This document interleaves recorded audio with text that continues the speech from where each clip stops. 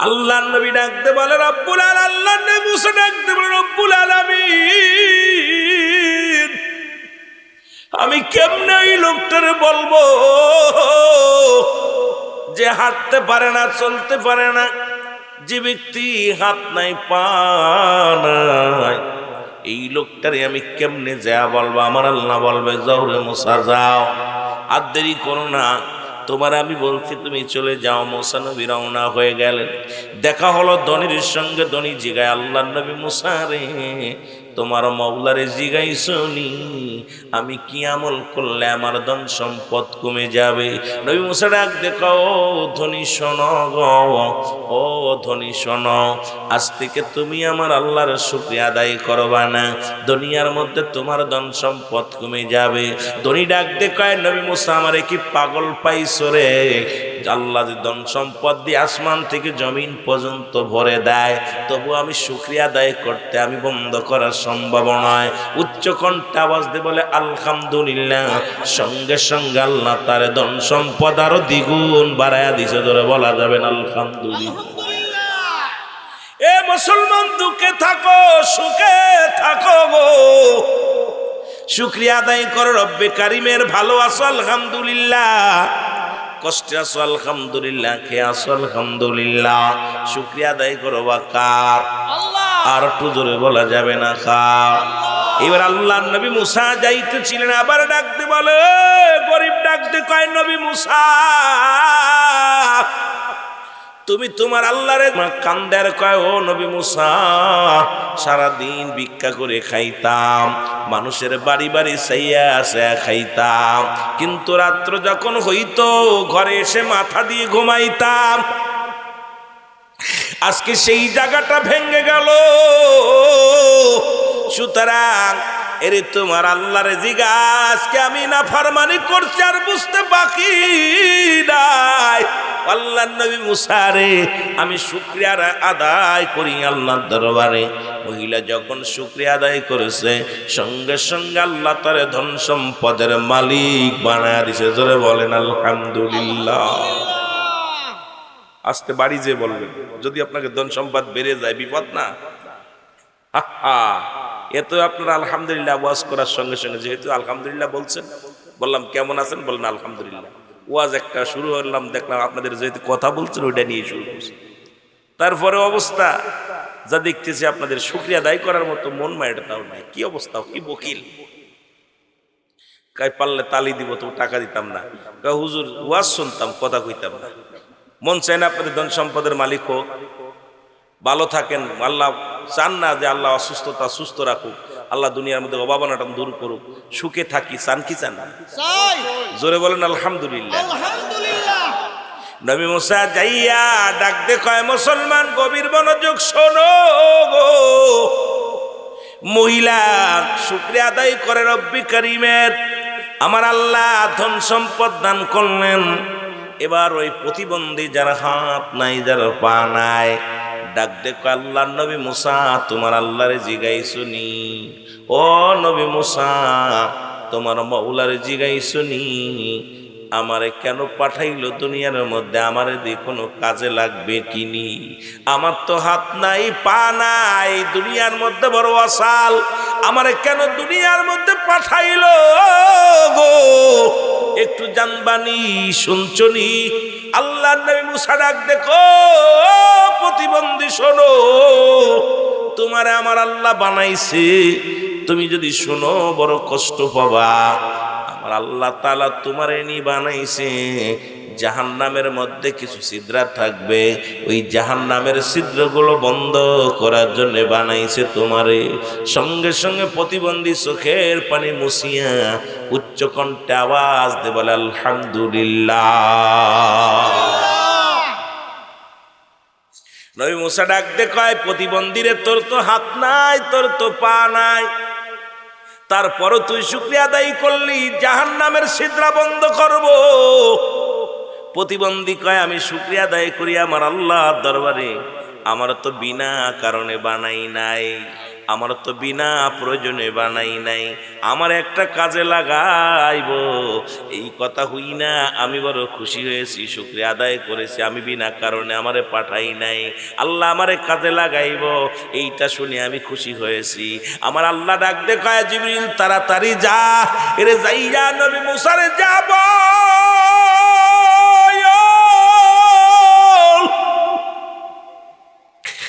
আমি আল্লাহ রাব্বুল আলামিন ওই প্রতিবন্ধীর জন্য একটা নয় দুটি নয় রে, ওই জান্নাতের জাহান্নামের দরজা বন্ধ করে দিলাম, আর জান্নাতের দরজাগুলো, ওই 8টা জান্নাতের দরজাগুলো খুলে দিলাম। জোরে জোরে চিল্লায়া বলা যাবে না আলহামদুলিল্লাহ। এই শুকরিয়া আদায়ের জন্য জাহান্নামের আগুন আল্লাহ হারাম করে দিল। এই জন্য যখনই যে হালাতে থাকেন শুকরিয়া আদায় করবেন, বলবেন আলহামদুলিল্লাহ। সুখে আছেন বলবেন আলহামদুলিল্লাহ, দুঃখে আছেন বলবেন আলহামদুলিল্লাহ। রাখার মালিক কে? পৃথিবীর কোনো বাদশা নয়, পৃথিবীর কোনো রাজা নয়, পৃথিবীর কোনো প্রধানমন্ত্রী নয়, পৃথিবীর এমপি মন্ত্রী কেউ সুখে রাখতে পারে না, সুখে দুঃখে রাখে আমার আল্লাহ। যখনই যে হালাতে থাকবেন শুকরিয়া আদায় করবেন, শুকরিয়া আদায় যখন করবেন রব্বে কারীম অত্যন্ত খুশি হয়ে যাবে। এই জন্য নাফরমানি করবেন না। যখনই যে হালাতে থাকবেন বলুন আল্লাহ ভালো রাখছে আলহামদুলিল্লাহ। আল্লাহ খুশি হইয়া রহমত দান করবে, বরকত দান করবে। আল্লাহ আমাদের সবার বোঝার তৌফিক দান করুক। সকলে চিল্লায়া চিল্লায়া বলেন আলহামদুলিল্লাহ। মহব্বতের সঙ্গে দুরূদ শরীফ পড়ুন আল্লাহুম্মা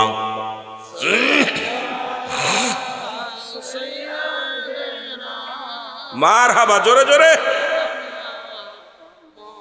ওয়ালা আলি সাইয়্যিদিনা,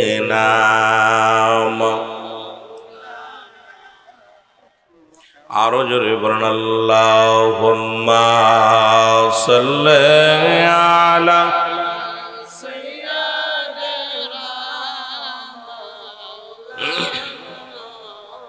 ওয়ালা আলি সাইয়্যিদিনা। এ দুনিয়ার মুসলমান,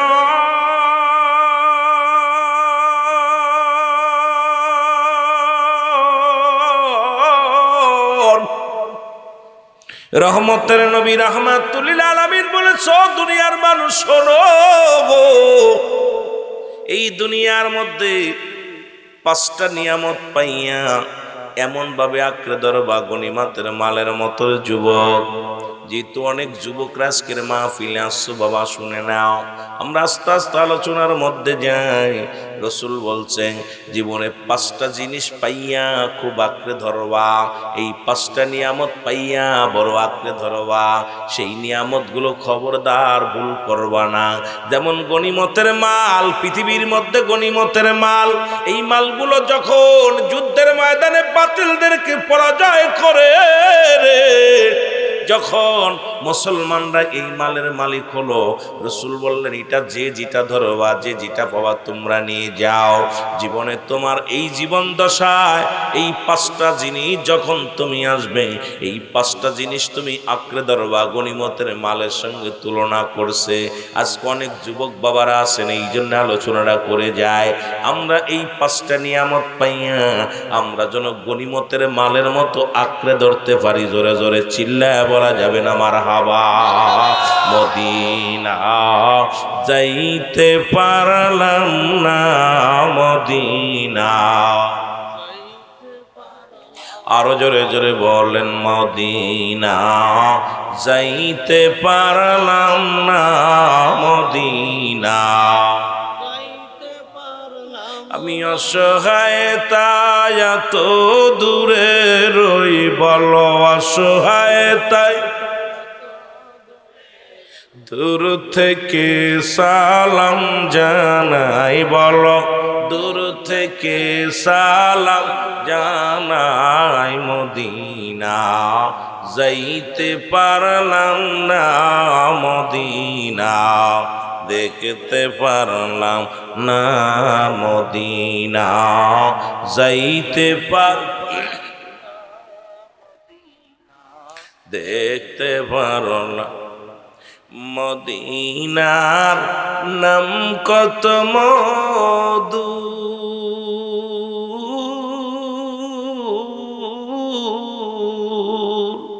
মদিনা অরজে কত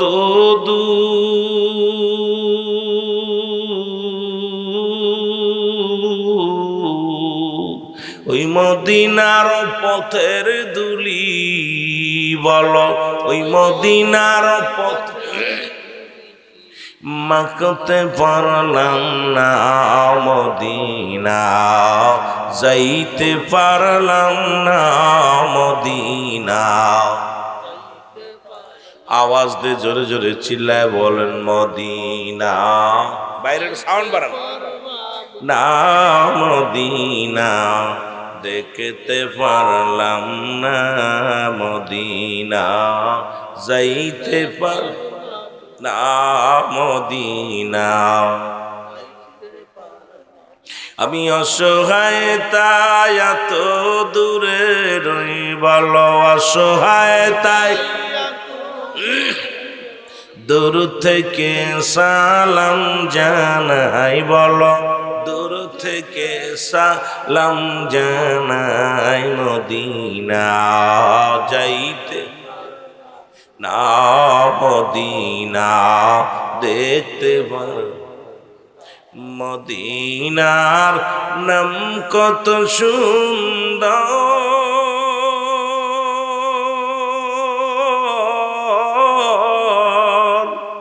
মদিনা কেরসে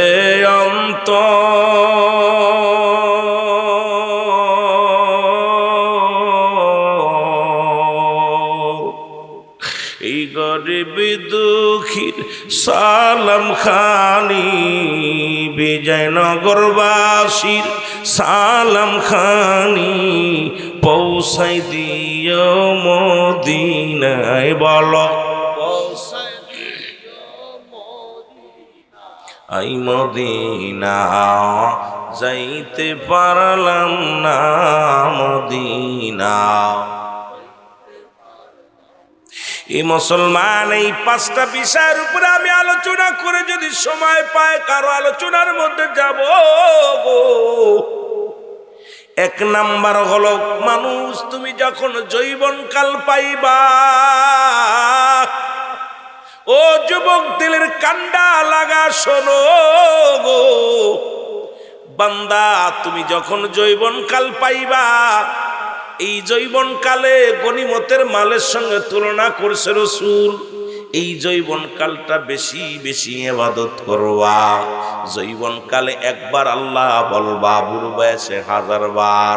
এর ইমানি আলোচনা শোনো বাবা, আমরা আস্তে আস্তে আলোচনার মধ্যে যাই। এই যৌবন বয়সটা যৌবন বয়সী যুবক বয়সী হবে জান্নাতি। 18 বছরের যুবক আর 16 বছরের যুবতী, আর এই জান্নাতের সরদার হবে আল হাসান আল হুসাইন। এই যৌবন বয়সটার গুরুত্ব দিছে আমার নবীজি। ও বান্দা শুনে নাও, এই যৌবন বয়সটা যত তুমি পাইবা, যত ইবাদত করে মজা পাইবা, আল্লাহরে ডাকিয়া মজা পাইবা, ইবাদত বন্দেগী করে মজা পাইবা, কাজকর্ম করে মজা পাইবা, এই রকম মজা কিন্তু বুড়া কালে পাইবা না। ফটে ফটে প্রস্রাব করবে, রুকু দিতে যায় তুমি পারবা না, সিজদা ঠিক মতো দিতে পারবা না, সূরা কিরাত সহি শুদ্ধভাবে পড়তে পারবা না। এই জন্য রাসূল বলছে যৌবনকাল, এই যৌবনকালটা তুমি যখনই পাবা বেশি বেশি ইবাদত করবা। এই জন্য রাসূল বলছে দুইটা জিনিস যে ব্যক্তি হেফাজত করতে পারবে, আমি নবী তার হাত ধরে জান্নাতে নিয়ে যাব। এক নাম্বার হলো দু গালের মধ্যবস্তু যেটা হলো জিহ্বা, আর দু পায়ের মধ্যবস্তু যেটা হলো লজ্জাস্থান। এই পুরুষ লিঙ্গ স্ত্রীলিঙ্গ দুইটা যে ব্যক্তি অপচয় করবে না, যে ব্যক্তিটারে কন্ট্রোল করবে, রাসূল বলছে আমি হাত ধরে জান্নাতে নিয়ে যাব। জোরে জোরে চিল্লায়া বলা যাবে না সুবহানাল্লাহ। এই যৌবন বয়সটা তুমি লেখাপড়া করিয়া যখন যৌবন আসলো, চাকরি করো, সরকার তোমাকে বেতন দেয়, বুড়াকালে একটা পেনশন দেয়। যৌবন বয়সটা তুমি সরকার যদি না দিতা, পেনশন তোমার দিত না। এই জন্য যৌবন বয়সে যত ইবাদত বন্দেগী করতে পারবা, যৌবন বয়সে খোদার কোলা গোলামি যেমনি করতে পারবা, বুড়া বয়সে পারবা না। এই জন্য রাসূল বলছে এই যৌবন বয়সটা এমন তুলনা করছে মুসলমান গনিমতের মালের সঙ্গে। এই সময়টা ঘুরে বেড়ানো সম্ভব নয়। যৌবন বয়সে বন্ধু বানাবা না, ভালোবাসা করবা, ভালোবাসবা, কিন্তু বন্ধু বানাবা না। কেন বানাবা না? এই যৌবন বয়সটা পাপের জন্য বড় গুরুত্ব, পাপের জন্য বেশি মানুষ আনসান করে। কথাগুলো বললে বুঝতে পারবেন। আল্লাহর নবী হযরত আবু বকর সিদ্দিক রাদিয়াল্লাহু তাআলাকে ডাক দিয়ে বলে, আবু বকর, পৃথিবীর মধ্যে আমি যদি তোমারে বন্ধু বানাইতাম, আমি তোমারে বন্ধু বানাই নাই, তোমারে আমি ভালোবাসি। ও আবু বকর শুনে নাও, তুমি আমার একজন ভালোবাসার একজন মানুষ, আর আমার একমাত্র বন্ধু আমার আল্লাহ। কারণ এই জন্য আমি আমার বন্ধুর যার গোলামি করি। আজকে বন্ধু বান্ধবের যৌবন বয়সে যারা বন্ধুর পাল্লায় পড়েছে, একাধিক বন্ধুর পাল্লায় পড়েছে, তার জীবনটা বরবাদ হয়ে গেছে।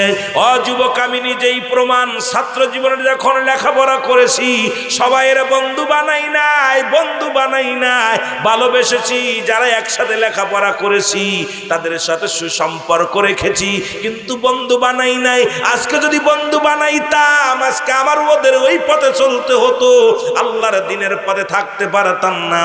এই যে রাসূল বলছে যৌবন বয়সে বেশি বন্ধু বানাও না, বন্ধু বানাও আল্লাহর, বন্ধু বানাও রাসূলের, বন্ধু বানাও যার গোলামি করলে খুশি হয় আমার আল্লাহ।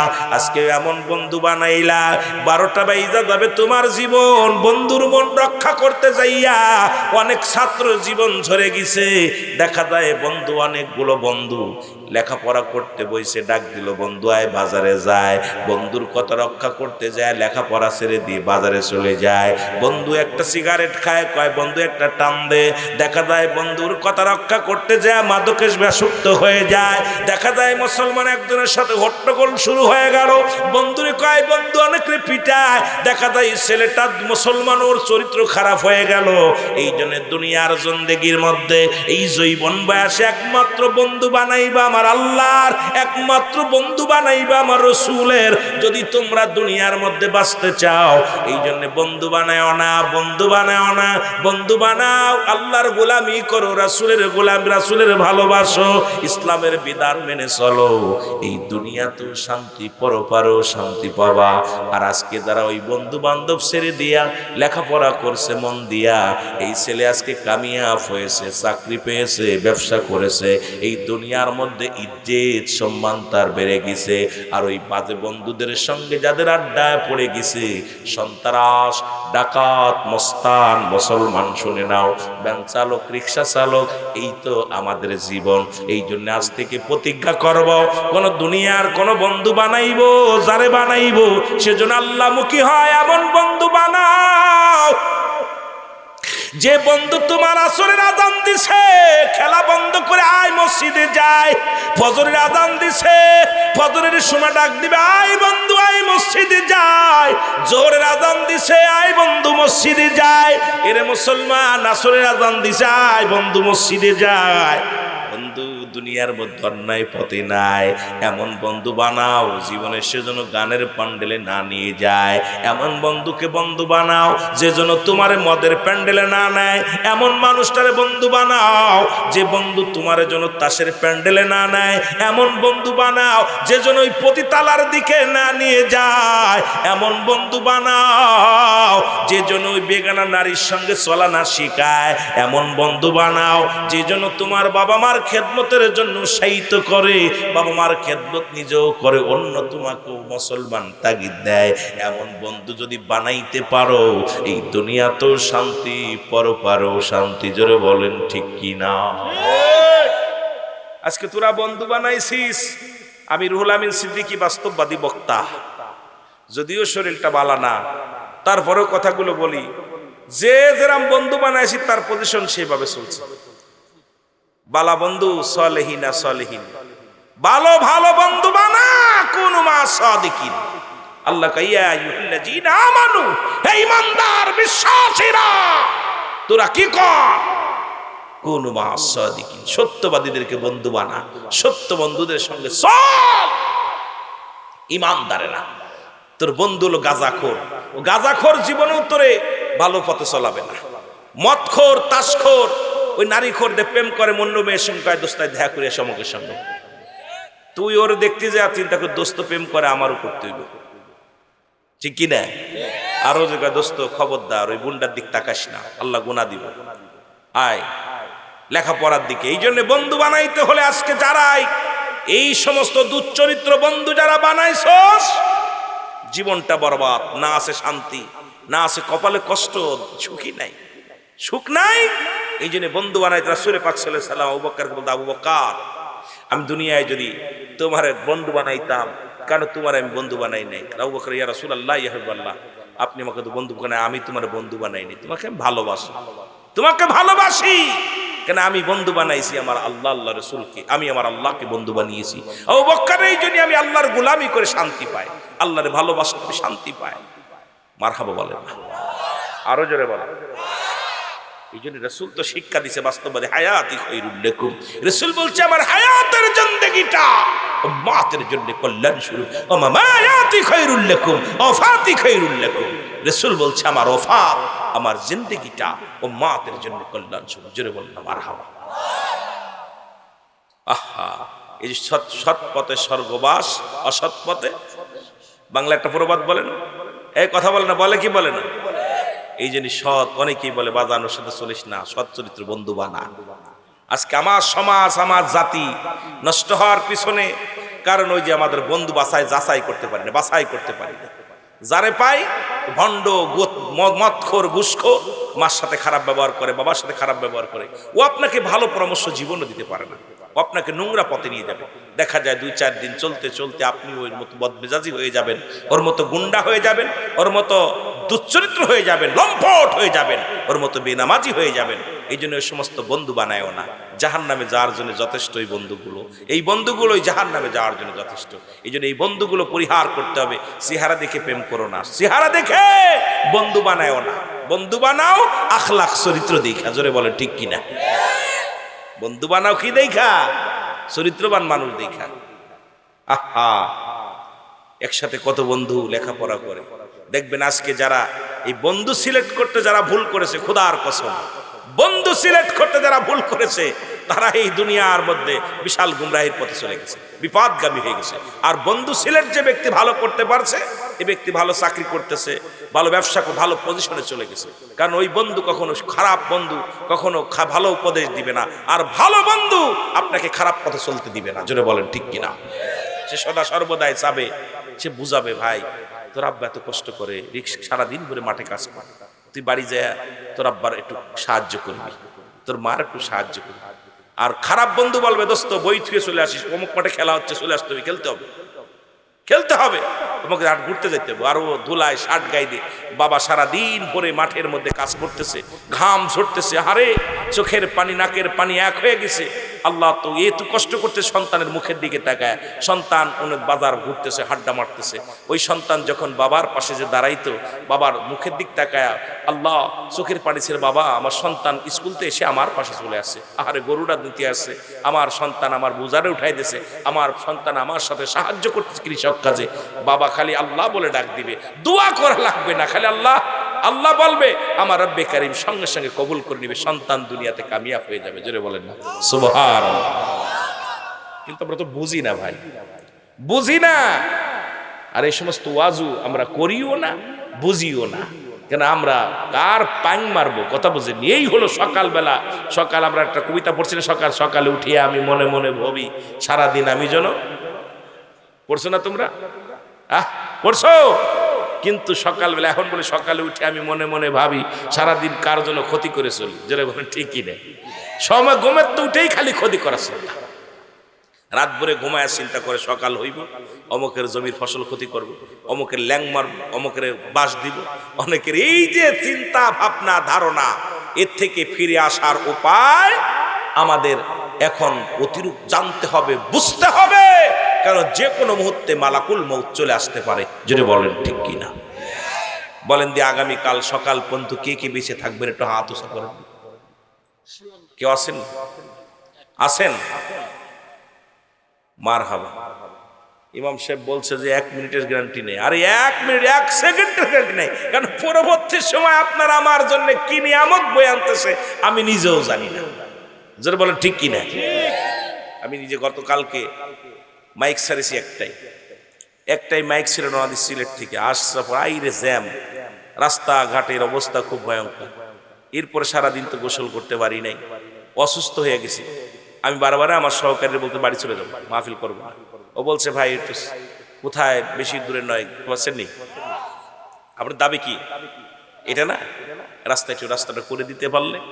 আর আমাদের দাবি, আমরা কোনো সরকার আমাদের খাইতে দেয় না। এই যে এমপি মন্ত্রী আমাদের পায়ে ধরছে এসে যার আখের গুছাবে, দেখছেন নি? সব আখের গুছাইবে, সবাই রেসিনি। এই দীর্ঘদিন ধরে চিনছি, এখনো চিনবো। যতই ধোয়া তুলসীর পাতা বলুক যে আমি ধোয়া তুলসীর পাতা না, কারণ আমাদের গরিব দুঃখের পাশে কেউ নাই। জোরে বলেন ঠিক কিনা। আমরা কিছু চাই না তোমাদের কাছে, তোমরা 5 ওয়াক্ত সালাত আদায় করো, তোমাদের বাপ মার খেদমত করো, আর যদি তোমরা পারো আমাদের একটু রোড গার্ড করে দিও। জোরে বলেন ঠিক কিনা। তাছাড়া কি আছে ভাই? কথা কয় না কেন? এটাই তো চান না, আর কিছু চান? আর কিছু চাই না। আর যদি না হয় প্রয়োজন আপনারা, এরাও বন্ধু আছে, আমি কয়েকটা জায়গায় গেছি, দেখছি নিজে হাতে মাথায় করে আমাদের ছেলেরা কুলাউড়া একটা মাহফিলে গেলাম, দেখি প্রায় 3 কিলোমিটার পথ, যুবক ছেলেরা স্কুলতে আইসা, ওরা প্রতিদিন স্কুলতে আইয়া ওরা নিজেরা মাটি কেটে রাস্তা করছে।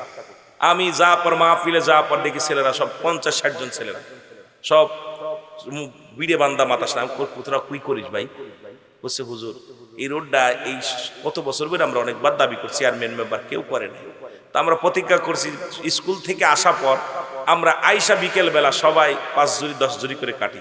তাই দেখেন প্রায় কাঁচাই ফেলেছি, যায়া দেখে আমার প্রাণটা জুড়াইয়া গেছে। এরপরে বলছে হুজুর আমরা টাকা গুছাইতেছি, যে এই টাকাগুলো দিয়ে আগামীতে আমরা দরকারে আমরা ইট বিছাই দিব। আমি কই যাক, আল্লাহ তোদের মাথায়, আল্লাহ তোদের মানুষ সেবার জন্য তোদের মনটার ভিতরে কাঁদছে, মানুষের সেবায় তোরা আগাইছস। এই জন্য আপনাদেরকে যারা যুবক আছেন, পারলে সমাজ পরিবর্তন করার জন্য যুব সমাজ আমাদের দরকার। জোরে বলেন ঠিক কিনা। আমার ভাইরা, আমার বন্ধুরা, আমার বলতেছিলাম 1 নাম্বার হলো যৌবন বয়স। মনে আসেনি বাবা? এই যৌবন বয়সটা পাইয়া গনিমতের মালের সঙ্গে তুলনা করছে নবীজি আমার। তোমরা এই জীবনটার মধ্যে যতটুকু সময় পাবা ইবাদতে মাসগুলো হয়ে যাবা, নামাজ পড়বা, রোজা রাখবা, সৎ পথে চলবা, সত্য কথা বলবা, মা বাবার খেদমত করবা, পরিবার পরিজনের খেয়াল রাখবা, নিজের পড়ালেখার দিক নজর রাখবা, এক কথায় নিজের শরীরের যত্ন করবা। ও যুবক, 2 নাম্বার হলো রাসূল বলছে শারীরিক সুস্থতা। কারণ দুনিয়ার মধ্যে সুস্থতা যখন থাকবা, এই গনিমতের মালের সঙ্গে তুলনা করেছে। তুমি যখন সুস্থ হবা, এই সুস্থ অবস্থায় যত কাজকর্ম করে শান্তি পাবা, অসুস্থ হলে এই শান্তি পাবা না। যার মাথায় জ্বালা সে শান্তি পায় না, যার পেটে ব্যথা সে কাজ করে শান্তি পায় না, যার মুসলমান চোখে জ্বালা সে কোনো কাজ করতে পারে না। রাসূল বলছে সুস্থতা আল্লাহর একটা বড় নিয়ামত।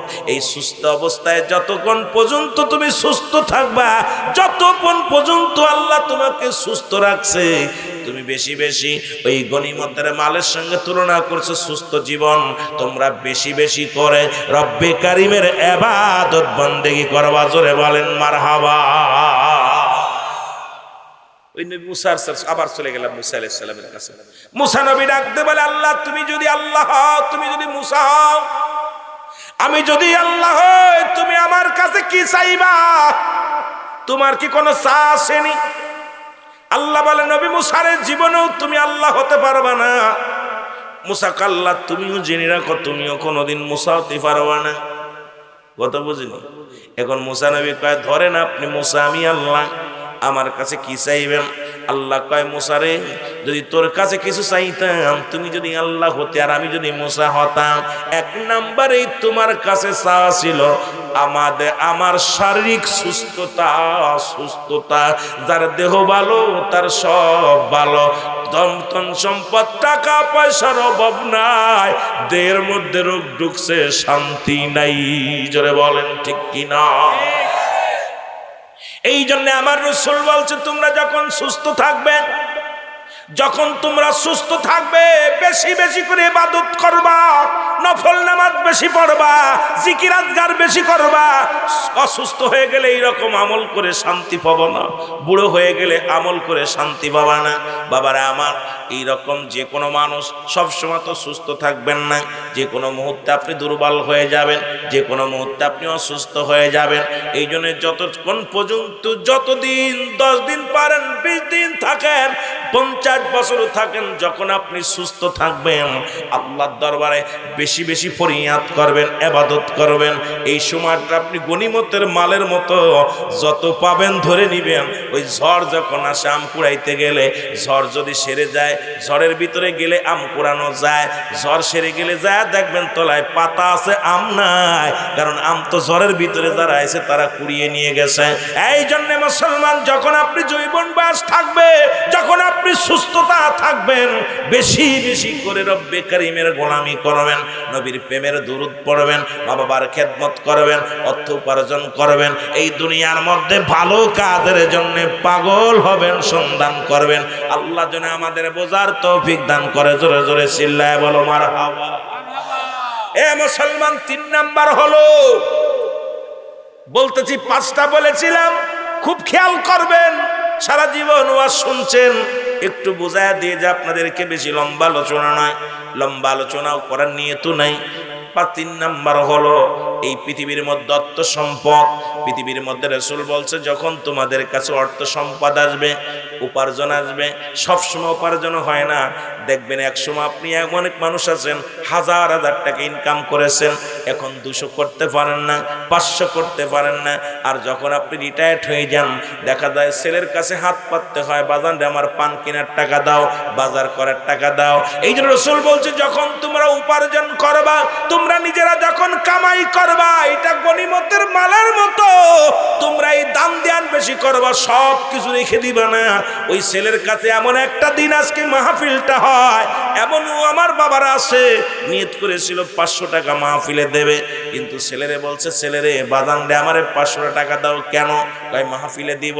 ছেলে বলতে বলতে দেশে হয়তো 200 টাকার বেশি দেওয়ার মতো ক্ষমতা তার নাই, অথচ আমার বাড়ি, আমার ঘর, আমার সংসার সবই আমার, কিন্তু দেওয়ার, আমার দুনিয়ার মধ্যে দান করার মতো ক্ষমতা আমার নাই। সব শেষ করে নিছে আমার ছেলে, শেষ করে নিছে আমার মেয়ে, শেষ করে নিছে আমার পরিবার পরিজন।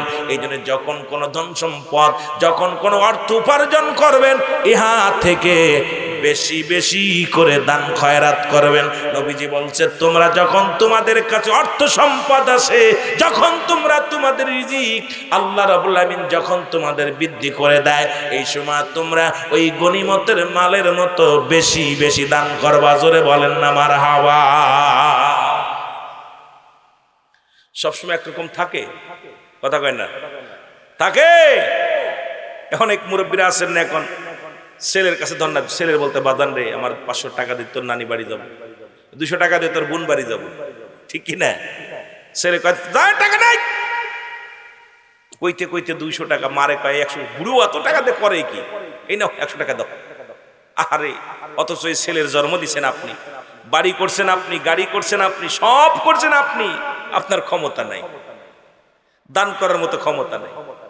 তাহলে যখন আপনার কাছে অর্থ আসবে সবার জন্য রাখবেন না, কারণ সব কিন্তু আল্লাহ সব শেষ করে দিবে। আমার আল্লাহ কয় কুল্লু মান আলাইহা ফান, আল্লাহ কয় বান্দারে এই জমিনের মধ্যে যা কিছু আছে সব কিছু আমি আল্লাহর জন্য বিচ্ছিন্ন করে দিব, এই জমিনটা আমি রাখবো না। এই জমিনের মধ্যে যত মাটি আছে সমস্ত মাটিগুলো আমি আল্লাহ পুড়ায়া তামা বানায়া দিব। জমিনের মধ্যে যত পানি আছে সমস্ত পানিগুলো আমি আল্লাহ পুড়ায়া ছাই বানায়া দিব।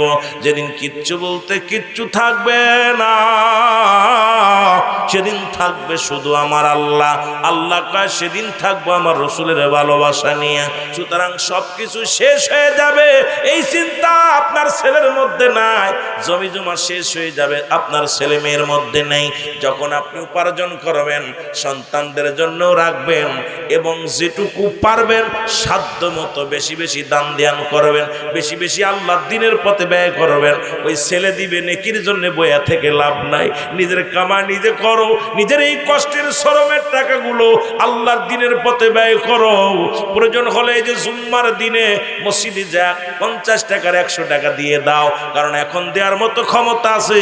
এমন একটা দিন বুড়া হয়ে যাবে 5টা টাকাও মসজিদে দেওয়ার মতো ক্ষমতা তোমার থাকবে না। তখন বুড়া তোমার কাছে 1 টাকাও থাকবে না। ওই বাড়ি তোমার, গাড়ি তোমার, সংসারের চাবি এখন অন্যের হাতে, নিজের বলতে কিছু নাই। এই সময় আসার আগে বেশি বেশি দান ধ্যান করে যাও। জোরে জোরে বলেন মারহাবা। কথা কি ক্লিয়ার? বুঝতে পারেন আমার কথা? আমার দরবারে অনেক বড় বড় আলেম ছিল, আমরা দেখছি লক্ষ লক্ষ টাকা কামাইছে, কিন্তু এখন তো তার অবস্থা খুব ভয়ঙ্কর। এই সময় দান করো, বেশি বেশি করে দান করবা। তোমার টাকা তুমি দান করো, তোমার সম্পদ, ছেলে মেয়ে যে কি, এই চিন্তা তো নাই। এই মানুষটার ভিতরে যদি এই চিন্তা থাকতো যে কুল্লু মান আলাইহা ফান, সব শেষ করে দিবে কে? এই জোরে বলেন কে? রাখবেনি? কোরআন আমার বাবার কথা, বাবের কথা না, দাদার কথা না। কোরআন বলতে সব কিছু আমি চূর্ণ বিচ্ছিন্ন করে দিব, কিচ্ছু রাখবো না, সব কিছু শেষ করে দিব। কিন্তু এগুলো খুব যত্ন করে রাখতেছে। আহা, কত যত্ন করে রাখতেছে। আরে ভাই, যত্ন করে রেখে দিচ্ছে, একদিন আমারই জাহান্নামের এই হয়ে যাবে, এইটাই আমার জাহান্নামের জন্য যথেষ্ট হয়ে যাবে। সব যা পাবো সব কিছু দিনের পথে ব্যয় করব, যেটুকু প্রয়োজন সেটুকু রাখবো, কিন্তু অপচয় করব না। যে আমি তাই বলে অপচয় করব না, আমি দিনের পথে ব্যয় করব, আল্লাহর দিনের পথে বাকিটুকু সন্তান, পরিবার, পরিজনের জন্য রেখে দিব। জোরে বলেন না মারহাবা। আরো জোরে বলেন মারহাবা। আমার রাসূল কে ধন এই জগতে বান্ধব আমরা চিনলাম না। আমার রাসূল কি ধন এই জগতে বান্ধব আমরা চিনলাম না। মহব্বতে বলেন আমার রাসূল কি ধন এই জগতে বান্ধব আমরা চিনলাম না।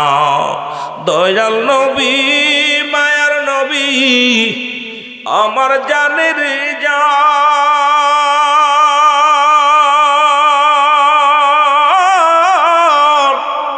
তুমি বিনে কঠিন দিনে কে বাঁচাবে মান। আমার রাসূল কি ধন এই জগতে বান্ধব আমরা চিনলাম না। আল্লাহুম্মা জাগো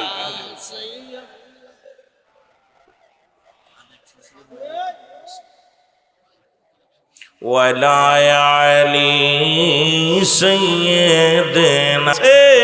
এই মুসলমান শুনে নাও, জান প্রাণ দিয়ে তাদের ভালোবাসবা, মন প্রাণ দিয়ে তাদের ভালোবাসবা, এই অন্তর থেকে ভালোবাসবা। সারা পৃথিবী একদিকে, মার ভালোবাসা একদিকে, সারা পৃথিবী একদিকে, বাবার ভালোবাসা একদিকে। এই দুনিয়া থেকে এই জান্নাত কামাই করে নিতে পারবা যদি আব্বা মারে রাজি খুশি করিয়ে ইবাদত বন্দেগী করতে পারবা। ও মুসলমান শুনে নাও, শুনে নাও, এ যুবক শুনে নাও, শুনে নাও, 7 নাম্বার হলো তাদের সঙ্গে যোগাযোগ করতে হবে, আব্বা মার সঙ্গে নিয়মিত যোগাযোগ করা লাগবে। এই 14টা হক নিয়ে যদি আলোচনা করি, এক একটা হকের উপর আলোচনা করলে আজকে রাত কেটে যাবে রে। এই 14টা হক আমি জানাই দিলাম আপনাদেরকে, মুসলমান শুনে নাও। এই মুসলমান 5টা গুরুত্বপূর্ণ বিষয় আপনার জীবন দশায় বলতেছিলাম আব্বা মার কথা। 4 নাম্বার আব্বা মা। এই পৃথিবীর মধ্যে মায়ের সঙ্গে কোনো তুলনা হয় না রে। মার লগে কোনো তুলনা হয় না। দরদি মা, আজকে কার জন্য মা দুনিয়ায় নাই, কার জন্য বাবা নাই। আমার নবী বললেন সাহাবীরা রে, তোমার বাবা মার মুখের দিকে শুধু মায়ের নজরে তাকাইবা, একটা কবুল আজর সব তার আমল নামায় লেখা হয়ে যাবে। সাহাবীরা বলে হুজুর এই কাজটা যদি একাধিকবার করি, শুধু মার মুখের দিকে তাকাইবা, বাবার মুখের দিকে তাকাইবা, সুন্দর করে আব্বা মার মুখের দিকে তাকাইবা, মায়ের নজরে মহব্বতের নজরে তোমার আমল নামায় একটা করে কবুল হজরে সব হয়ে যাবে। নবীজি বললেন, সাহাবীরা বলে হুজুর এই কাজ যদি একাধিকবার করি গো, নবী বললেন তোমরা যতবার করবা, যতবার তাকাবা, এক একটা করে সব আমল নামায় লেখা হয়ে যাবে। আজকে কপাল পুরা সন্তান বোর মুখের দিকে তাকাইয়া আনন্দ করো, প্রেমিকার মুখের দিকে তাকাও, আব্বা মা ডাক দিয়ে রাগ নজরে তাকাও, বাবার যখন ডাক দিতে বাবার মুখের দিকে মায়ের নজরে তাকাও, মার মুখের দিকে মায়ের নজরে তাকাও। এত পরিমাণ সব আব্বা মারে মুসলমান তাদের দিকে তাকাইলে, ও মুসলমান শুনে নাও। সাহাবীরা বলে হুজুর আজকে আমি এত বড় আমলগুলো আমাদেরকে জানাইলা। আমার নবী কয়, সাহাবীরা বলে নবী গো এই দুনিয়ার মধ্যে আমাদের মাও নাই, আমাদের বাবাও নাই। নবীজিও কান্দে, সাহাবীরাও কান্দে। আমার আল্লাহ কয় খাবো জিবরিল তাড়াতাড়ি যাও, আমার নবীর যা বলো আজকে যাদের আব্বা মা নাই তারা যেন আব্বা মার কবরের পাশে দাঁড়াইয়া এইভাবে ডাক দে, বলে রব্বির হামহুমা কামা রব্বায়ানি সগীরা। জোরে বলেন রব্বির হামহুমা কামা রব্বায়ানি সগীরা। এর মা বাবার কথা মতো যে জন চলে না, বলো মা বাবার কথা মতো আল্লাহ নবীর দয়া তারা পাবি না বাইরে। আল্লাহ আরো জোরে জোরে বলেন, আল্লাহ নবীর দয়া তারা পাবি না বাইরে। আল্লাহ নবীর দয়া। মা বাবা তোর অতি আপন, তাদেরকে করো যত্ন। মা বাবা তোর অতি আপন, তাদেরকে করো যত্ন।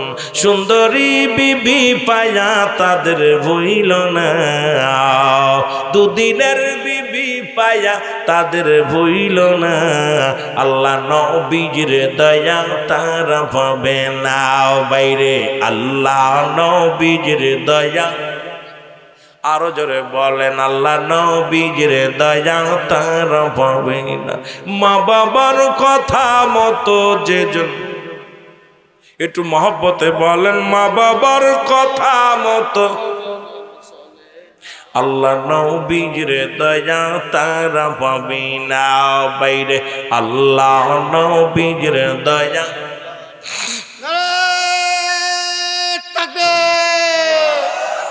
বিশ্ব নবী মুস্তাফা দ্বীন ইসলামের কর্ণধার, বিশ্ব অলি ফরিদপুরি শাহ সুবিনায়তপুরি আমাদের মিবাইজান জাকিরদের ইমাম, এলাকাবাসীর আগমন, রুহুল আমিন সাহেবের আগমন, এলাকাবাসীর জলসা, খাজা ফরিদপুরের আগমনে পদ্মা নদী স্বাগতম। ধন্যবাদ দাদা, আপনাকে ধন্যবাদ। তবে একটা কথা দিয়ে খেয়াল করবেন, রাসূল কার বিশ্ব নবী বলবেন না। রাসূল হলো কুল কায়নাতের নবী। রাসূল বিশ্ব নবী বললে নবীজি ছোট হয়ে যাবে। আমার নবী কুল কায়নাতের নবী। আমার নবী সাধারণ কোনো নবী নয়। আমার নবী পানির নবী, মাছের নবী, মানুষের নবী, দানবের নবী, আসমান জমিনের কুল কায়নাতের সবার নবী হলো রাহমাতাল লিল আলামিন। সেই নবীর শানে যখন কথা বলবেন তখন কুল কায়নাতের নবী রাহমাতাল লিল আলামিন, জোরে বলেন মারহাবা। এ আমার ভাইয়েরা, আমার বন্ধুরা, আমার কথাগুলো বলতে গেলে মনে পড়ে যায় রাসূলের এক সাহাবী, নাম তার হযরত আলকামা রাদিয়াল্লাহু তাআলা। মা বাবার কথা বলতে যায় কথাগুলো মনে পড়ে গেল, মনে রাখবেন। হযরত আলকামা মৃত্যু শয্যায় সজ্জিত, রাসূলের কাছে আসলেন সাহাবীরা, ছুটে আসলেন, ইয়া রাসূলুল্লাহ, ইয়া হাবিবাল্লাহ, আপনার আলকামা মৃত্যু শয্যায় সজ্জিত, কিন্তু আপনার আলকামারও মৃত্যু হয় না, মরণও হয় না, মরণ যন্ত্রণায় ছটফট করে। আর মরণ যে কত কষ্ট, আল্লামা মুফতি আমজাদ আলী সাহেব ওনার কিতাবের মধ্যে লেখলেন, কিতাবের নাম ফতোয়ায়ে মুসলমান দাও, মুসলমান শুনে নাও, বাহারে শরিয়াত, এই কিতাবের মধ্যে উনি লেখলেন, মানুষ যখন সাধারণ মৃত্যুবরণ করে 70টা তাজা উটের গায়ের চামড়া জবাই না করিয়া উল্টো দিকে টান দিয়া লবণ আর মরিচ লাগা দিলে যতটুকু যন্ত্রণা হয়,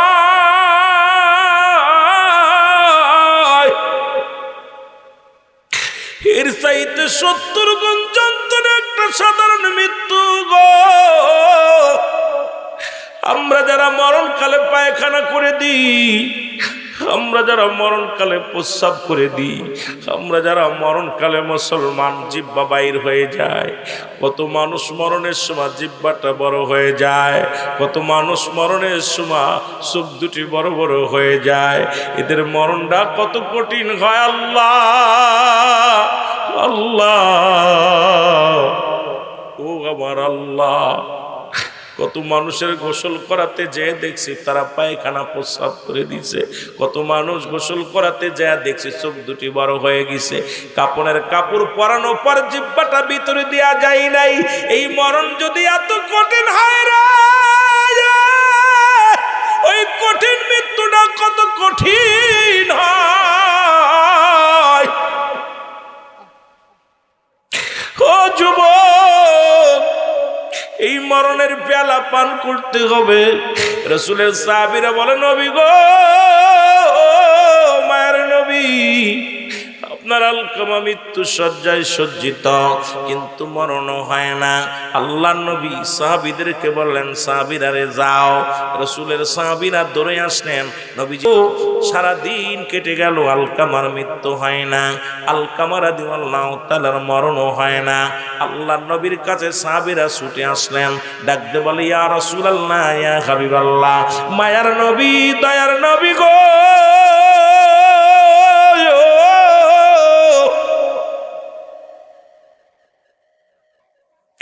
রহমতের নবী, রাহমাতুল লিল আলামিন নবী গো, আপনার আলকামার মৃত্যু হয় না, মৃত্যু যন্ত্রণা দূর হয় না রে।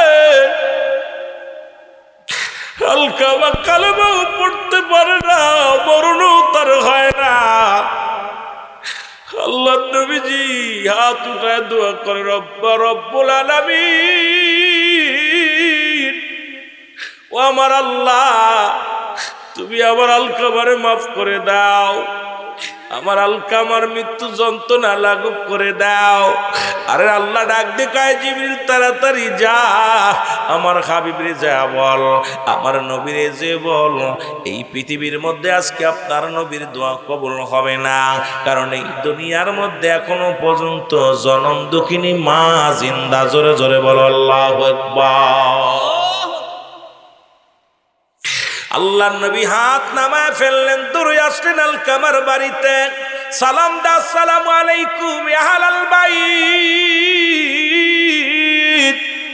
আসসালামু আলাইকুম ইয়া আহলাল বাইত। ওয়ালাইকুম আসসালাম। কে রে? কয় আমি রাহমাতাল লিল আলামিন। নবী কয়, মা গো, আপনি কি আলকামার মা? কয় আমি আলকামার মা। আমার নবী ডাক দে কয়, মা গো, আমার আলকামা কি অপরাধ করেছে একটু জানতে চায়। আমার নবী বলা পরে আলকামার মা ডাক দে, কে? মুহাম্মদ সাল্লাল্লাহু আলাইহি ওয়াসাল্লাম। আমার আলকামা জীবনে এক ওয়াক্ত নামাজ ছাড়ে নাই, আমার আলকামা জীবনে একটা মিথ্যা কথা বলে নাই, আমার আলকামা একটা রোজা ছাড়ে নাই, আমার আলকামার তো কোনো আমল কোনোদিন ছাড়ে নাই। আল্লাহর নবী ডাক দিয়ে কয়, মা তাহলে আমার আলকামার এত মৃত্যু যন্ত্রণা কেন হয়? আল্লাহর নবী কয়, মা গো আলকামারে মাফ করে দাও। আলকামার মা ডাক দিয়ে কয়, আল্লাহর নবী গো শোনো, এরে আমার আলকামা জীবনে কোনোদিন আমল ছাড়ে নাই, আমি আমার আলকামারে মাফ করতে পারবো না। আমার নবী কয়, মা গো তুমি কেন মাফ করবা না? কয়, মা আল্লাহর নবীর ডাক দিকে মুহাম্মদ সাল্লাল্লাহু আলাইহি ওয়াসাল্লাম সবচাইতে বড় কষ্ট হলো আমার সন্তান আলকামা সারা জীবন বোর পরামর্শ অনুযায়ী চলতো। আজকে সবাই বোর কথা শুনি মাকে গালি দি, আরে বোর কথা শুনিয়া বাবারে গালি দি। ও যুবক, যেদিন তোদের এই মা বাপ থাকবে না, মা নামে বৃক্ষ বট বৃক্ষ গাছটা যেদিন থাকবে না, বাবা নামের বট বৃক্ষ যেদিন থাকবে না, সেদিন বুঝবি মা বাবা কত বড় নিয়ামত ছিল। আল্লাহর নবী ডাক দিয়ে কয়, মা গো কি বলতে চাও? কয়, বাবা মুহাম্মদ আমার আলকামা সারা জীবন বোর পরামর্শ অনুযায়ী চলতো, বোর কথা মূল্যায়ন করত, আমি মার কোনো মূল্যায়ন করত না, আমি মায়ের কোনো কথা রাখতো না, এই জন্য আমার মনে বড় কষ্ট। নবী ডাক দিয়ে কয়, মা তুমি আলকামারে মাফ করে দাও, আমার আলকামারে তুমি ক্ষমা করে দাও। আলকামার মা ডাক দিয়ে কয়, ও নবী মুহাম্মদ, আরে আমি জীবনে ও সন্তানের মাফ করব না, কারণ এই দুনিয়ার মধ্যে বউয়ের পরামর্শ অনুযায়ী চলতো। আমরা যুবকেরা বউ পায়া মার কথা ভুলে যায়। আরে কিসের বউ? যদি বউ মরে যায় বউ পাওয়া যাবে, জনম দুঃখিনী মা যদি একবার চলে যায়, কারণ তুই হারাইলি না, কারণ তুই হারাইলি। আজকে যাদের নাই রে তারা বুঝবি, যাদের আছে আমরা বুঝি না। আল্লাহর নবীর ডাক দেখায়, নবী গো আমি জীবনেও মাফ করতে পারবো না। আল্লাহর নবী ডাক দেখায়, সাহাবীরা রে তাড়াতাড়ি খড়িয়ানি আগুন নিয়ে আয়। খড়িয়ানা হলো, খড়িয়া নিয়ে আগুন নিয়ে জ্বালাইয়া আসিতা জ্বালাইয়া আগুন দাও দাও করে জ্বলতেছিল। আল্লাহর নবী ডাক দেখায়, সাহাবীরা রে আমার আলকামার দেহ কানে নিয়ে আগুনের মধ্যে পুরা দাও। আবার আলকামার দেহ কানে নিয়ে আগুনে পুড়াইয়া দাও। আলকামার বডি নিয়ে যখন আগুনের মধ্যে দেওয়ার জন্য সাহাবীরা রওনা দিছে, ভিতর থেকে মা জননী দুঃখিনী মা একটা চিৎকার মেরে ডাক দে কয়, আল্লাহর নবী মুহাম্মদ আমি জনম দুঃখিনী মা, আমার কলিজার টুকরা সন্তানের আগুনে পোড়াইবা, আমি কেমনে মেনে নিব, আমি কেমনে সহ্য করব? আমি আমার কলিজার টুকরা সন্তানের পোড়া দেখতে পারবো না। আমার কলিজার টুকরা সন্তানের জীবনের সব ভুল মাফ করে দিলাম। সঙ্গে সঙ্গে জবান দিয়ে কালেমা বাইর হয়ে গেছে, লা ইলাহা ইল্লাল্লাহু সাল্লাল্লাহু আলাইহি ওয়াসাল্লাম। এ আমার যুবক বন্ধুরা শুনে নাও, এই পিতা মাতা যাদের এই দুনিয়ার মধ্যে আছে গো, তোদের পায়ে ধরে বলে যায়, অনুরোধ করে যায়, আজকে লেখা দেখি বাড়ির মধ্যে মা বাবার দোয়া, গাড়ির মধ্যে লেখা দেখি মা বাবার দোয়া, লিখে নাও। রুহুল আমিন সিদ্দিকী বলল, যদি মা বাবা দোয়া করে জান্নাতের মালিক হওয়া যায়, এই মা বাবা দোয়া করলে জান্নাতের মালিক হওয়া যায়। এই জন্য আজকে যাদের আব্বা মা জীবিত আছে রে বাজান, একটু বেশি বেশি করে মা বাবার খেদমত করবি, মা বাবার কথা মতো চলবি। যাদের দুনিয়ার মধ্যে নাই তারা কবরের পাশে দাঁড়ায়া দাঁড়ায়া চোখের পানি ছেড়ে কানবে আর বলবে, রব্বির হামহুমা কামা রব্বায়ানি সগীরা। জোরে জোরে চিল্লায়া বলা যাবে না মারহাবা। এ মুসলমান শুনে নাও 5 নাম্বার হলো, 4 নাম্বার গেল, 5 নাম্বার হলো নবীজি বলছে তোমাদের জীবনে যদি মাহে রমজান মাস আসে, এই রমজান মাসটাকে খুব গুরুত্বপূর্ণ দিয়া ধরবা। কারণ এই মাসের মধ্যে 3টা ভাগ আছে, একটা হলো রহমত, আর একটা হলো মাগফিরাত, আর একটা হলো নাজাত। এই মাসের মধ্যে আছে লাইলাতুল কদর, যেটা একবার যদি কোনো ব্যক্তি পেয়ে যায় 1000 বছরের চাইতে উত্তম হয়ে যাবে। এই মাসটার মধ্যে আছে অনেক ফজিলাত, এই 20টার উপরে ফজিলাত। তার মধ্যে 1 নাম্বার হলো, এক ফজিলাত হলো 7টা দেখে রোজা ভাঙ্গা। 7 দেখে রোজা রাখা এটা বড় গুরুত্ব ফজিলাত। ইফতারি করা বসবো বড় ফজিলাত, রোজা রাখা বড় ফজিলাত। মুসলমান ইফতারি করা বড় ফজিলাত, সেহরি করা বড় ফজিলাত। এই রোজা রাখিয়া দান ধ্যান করা বড় ফজিলাত। এই রমজান মাসের শেষ 10টা দিন ইতিকাফে থাকা বড় ফজিলাত। বিজোর রাত দেখিয়া ইবাদত করবা। মাহে রমাদান মাস পাইলে এটা এমন ভাবে আঁকড়ে ধরবা, এমন ভাবে যত্ন করবা, এই মাসটার বড় যত্ন করবা। 3টা মাস, একটা রজব মাস, এই মাসটা হলো আমার আল্লাহর, শাবান মাসটা হলো আমার নবীজির, আর মাহে রমাদান মাস হলো নবীর উম্মতের। এই 30টা মাস মুসলমান শুনে নাও, এই 12 মাসের মধ্যে 3টা মাস, একটা মাস নিছে আমার আল্লাহ, সেই মাসটা হলো রজব মাস, যে মাসে আল্লাহ রাসূলের সঙ্গে দিদার করেছিলেন, রাহমাতুল লিল আলামিনের সঙ্গে আমার আল্লাহ পাকের দিদার হয়েছিল। সেই মুসলমান রজব মাসটা। আর একটা মাস হলো মুসলমান শাবান মাস। এই শাবান মাসটা নবীজি আমার নবীজিকে দিয়ে দিয়েছেন। এই মাসটা নবীজি রমজান মাসের পরে যদি কোনো মাস অধিক পরিমাণ রোজা রাখতেন, সেই মাসটার নাম হলো শাবান মাস। আর মাহে রমাদান মাস দিছে এই পাপী গুনাহগারের গুনাহ ঝরানোর জন্য। সুতরাং আর মাত্র একটা দিন আমরা পাবো, তারপরে আমাদের রমাদান মাস। এই মাসের মধ্যে লাইলাতুল কদর আছে, যে মাসটা মুসলমান, যে দিনটায় রব্বুল আলামিন অসংখ্য ফেরেশতা জমিনের মধ্যে পাঠিয়ে দেয়, একজন নয় 70,000 ফেরেশতা এই জমিনের মধ্যে ফেরওয়ান করে। আর ডাকতে বলে, ফেরেশতারা ডাকতে কও মোল্লা সাহেব ওঠো, উঠে তুমি নেয়ামত চেয়ে নাও। এদিন যে যা চাইবে রব্বুল আলামিন সেইটাই দান করবে, ফেরেশতাদের দান করবে। আল্লাহ যেন এই দান, এই মাসটা যেন পরিপূর্ণভাবে আমল করতে পারি, সেই তৌফিক যেন আল্লাহ দান করে। জোরে বলেন আমিন। এই মাহে রমাদান মাস বড় ফজিলাতপূর্ণ মাস। এই মাসের মধ্যে গুনাহ মাফ, এই মাসে ফেরেশতাদের ছেড়ে দেয়, শয়তানের আবন্ধ তালাবান্দা করা হয়, জান্নাতের দরজা খুলে দেয়, জাহান্নামের দরজাগুলো বন্ধ থাকে। এই মাসে অসংখ্য ফেরেশতা জমিনে নেমে আসে, এই মাসে যদি ঘুমাইল সারা রাত ভরে ইবাদত করবেন, দিন ভরে জেগে আল্লাহর কাছে প্রার্থনা করবেন, আল্লাহ রাত ভরে জেগে আল্লাহরে ডাকবেন, দিন ভরে মেহনত করবেন, খেদমত করবেন, আল্লাহর গুলামি করবেন। আল্লাহ যেন আমাদের বুঝার তৌফিক দান করে। সকলে বলুন আমিন। এসেছেন যত নবী সকলের ইমাম, সালাম তোমায় গো নবী, হাজারো সালাম নবী।